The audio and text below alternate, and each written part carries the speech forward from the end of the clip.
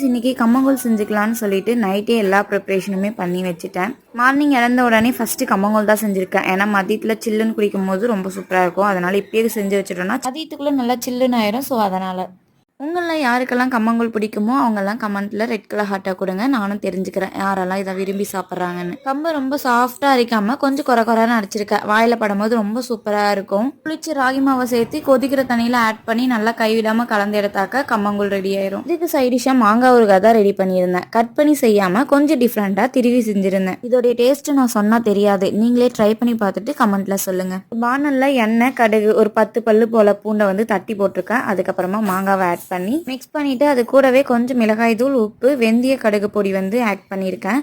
அவ்வளோதான். மிக்ஸ் பண்ணிவிட்டு ஒரு 10 நிமிஷம் எண்ணெய் பிரிஞ்சு வர அளவுக்கு வதக்கி எடுத்துட்டாக்க சூப்பரான மாங்காய் ஊறுகாய் ரெடி ஆயிரும். இது கூழுக்கு மட்டும் இல்லை, சாதத்துக்கூடையும் வச்சு சாப்பிட ரொம்ப சூப்பராக இருந்துச்சு. கண்டிப்பாக ட்ரை பண்ணி பாருங்கள். ஓகே, நெக்ஸ்ட் வீடியோவில் வராது இருக்கும். பாய்.